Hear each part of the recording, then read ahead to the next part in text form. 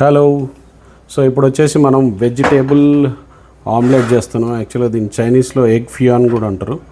So దీనికి వచ్చేసి మనం డిఫరెంట్ టైప్స్ ఆఫ్ వెజ్జెస్ మన ఇంట్లో ఉన్న వెజిటేబుల్స్ అన్నీ చాప్ చేసుకోవాలి. చాపర్లో చాప్ చేసుకోవాలి. ఇప్పుడు వచ్చేసి ప్యాన్లో బట్టర్ వేసాము. సో ఈ టైపు చాపర్ ఉంటుంది. ఈ టైప్ చాపర్ కానీ ఎలక్ట్రికల్ చాపర్ మీ ఇష్టం, ఏ చాపర్నా. ఇంట్లో వచ్చిన capsicum, carrot, bell peppers, onion మీ దగ్గర ఏవి అవైలబుల్ ఉంటే అవన్నీ వేసుకోవచ్చు. బ్రాక్లీ కూడా ఉంది కాబట్టి మా ఇంట్లో బ్రాక్లీ వేసాం ఇప్పుడు ప్రజెంట్. సో ఇది ఇప్పుడు బటర్ హీట్ అవుతుంటుంది. మనం ఏం చేద్దామంటే 3 eggs వేసుకున్నాను నేను. సో డిన్నర్ ఇదే కాబట్టి 3 వేసాను, లేదంటే 2తోనే. అంటే వెజిటేబుల్స్ ఎక్కువ ఉంటే ఎగ్స్ ఎక్కువ వేసుకుంటే ఏంటంటే మనకు బాగుంటుంది. సో ఇది వేసాం కాబట్టి దీన్ని. సో ఇప్పుడు ప్యాన్ హీట్ అయ్యి బటర్ కూడా హీట్ అయింది కాబట్టి వెజిటేబుల్స్ అన్నీ వేసేద్దాం దాంట్లో.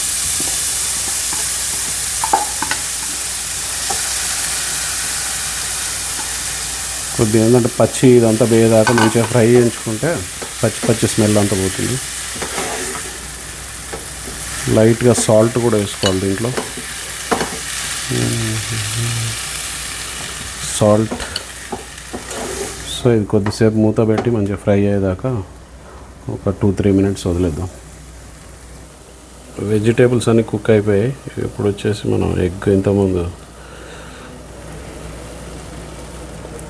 3 eggs మ్యాష్ చేసి పెట్టుకున్నాం కదా. సో ఇది కొద్దిగా కుక్ అయిపోయింది. దీన్ని పల్టీ చేద్దాం.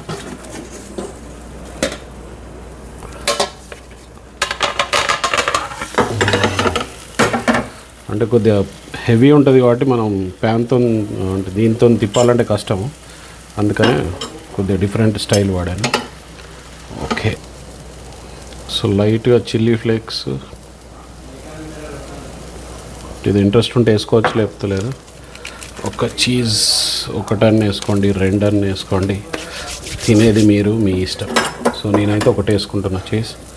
సో ఇది this is vegetable. So plating చేసిన తర్వాత లాస్ట్కి మళ్ళీ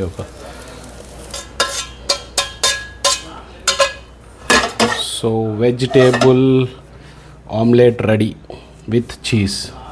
ఇది డిన్నర్. ఓకే.